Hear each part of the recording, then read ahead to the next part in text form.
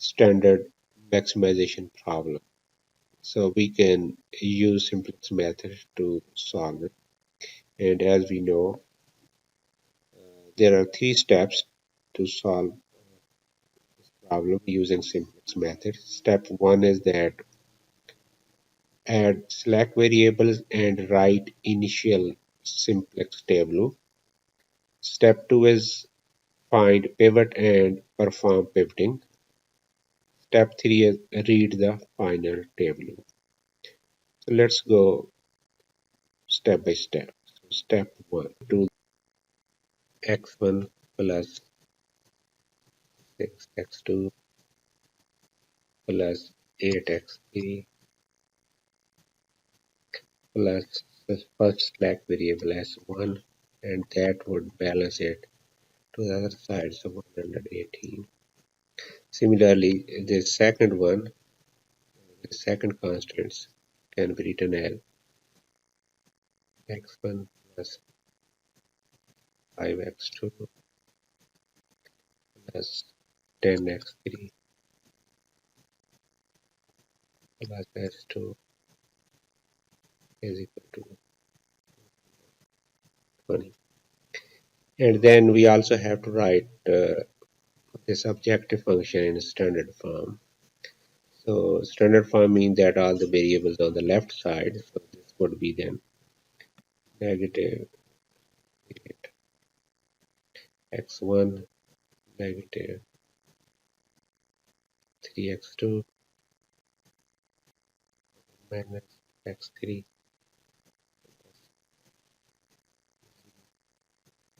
equal to,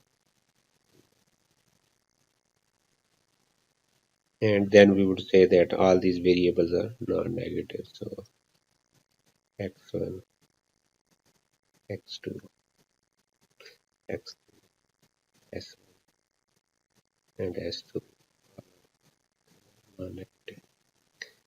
So now we have to write down initial simple as the step. It's just writing their matrix with the coefficients and constants. How we write? So you can write down the variables on the top. So x1, x2,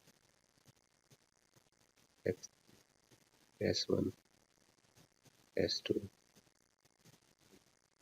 and then you can start writing the matrix. So from the first equation here, this equation, so we write their coefficients. Coefficient of x1 is 1, 8, 1, and you see that there's no s2 and z in the first equation, so you put 0, and then 118 constant.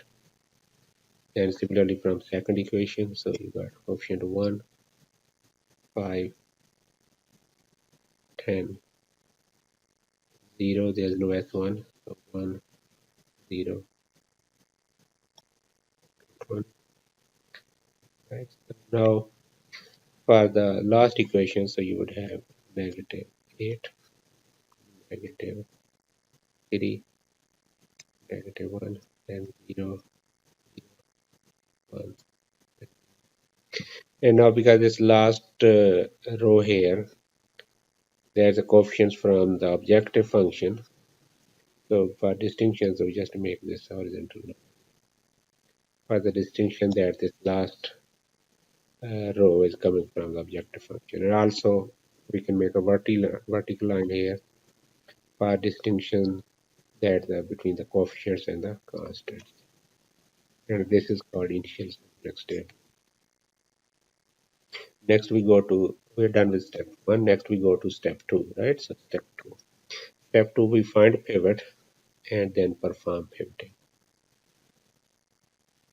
To find pivot, we have to look for these indicators. So indicators are all the numbers from this through the last slack variable in the last row. And we have to look for negative, the most negative indicator, right? So these are called indicators. The most negative indicator here is this negative 8. This one, so most negative.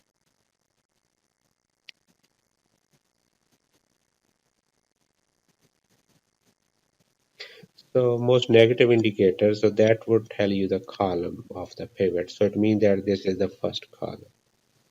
So our pivot would be something in this first column.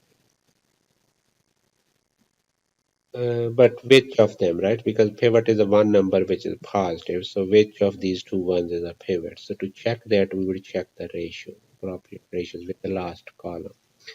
So with this column, first column and last column, right? So that's it would be like say 18 divided by 1 and then 220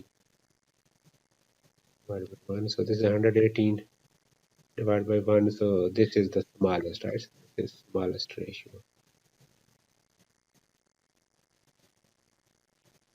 So it means that it would be in the pivot would be in the row with the smallest ratio. So it means that in the first row and then the first column. So this is a number our. So this was the part of step 2. The next is perform pivoting. So perform pivoting means that we have to make zeros in the column of the pivot, right? So we have to make this one 0, this one here, and this negative. So we would perform row operations, like say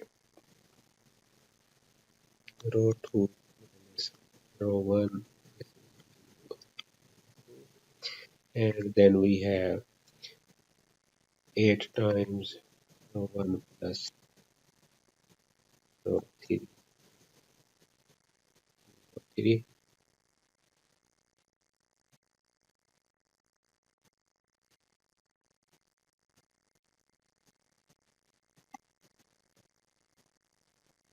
That's the pivotal row as it is. So now R2 minus R1 is R2. So 1 minus 1 is 0. Then this 5 minus 6 is negative 1. 10 minus 8 is 2. 0 minus 1 is negative 1. Then 1, then 0, and then 1. And similarly, 8 times row 1 add into row 3. So we get 0, 45, 63, 8, 0, 1. And 8 times 118 is 940.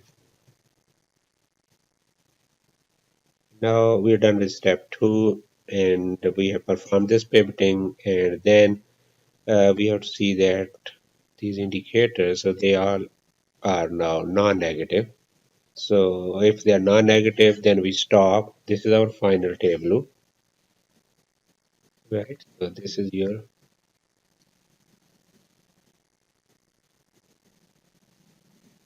if for example any of the indicators is negative, then we have to repeat this step 2. So in this case, none of them is negative, so we are good. And then step 3, that we have to read it. So reading this table is easier. So first you have to see that if in any column you see that more than one non-zero number, like in x2 for example, under x2 in second column here, if you see that there are more than one non-zero number, there are actually three of them. So we would then put that variable value as 0. So x2 would be 0 here. So we would say that x2. Similarly, under x3 column, so there are three non-zero numbers, so we would say that x3 is also there. And then under S1, there are three non-zero numbers, so we would say S1 is also there. For others, like under X1, there is one non-zero number, similarly under S2 and under Z, right? So we would treat them separately.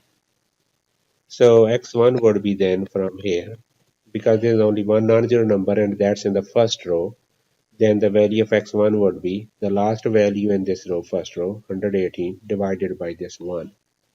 So it will be 118 divided by 1. So that's 118. Similarly for S2, so the non-zero number is in the second row here. So then S2 would be this the last column 102 in this row divided by, so 102 divided by 1, 2, and then Z value would be equal to Again, there's one non-zero number in which is in third row, so it would be like this. Last value here, 944 divided by 1.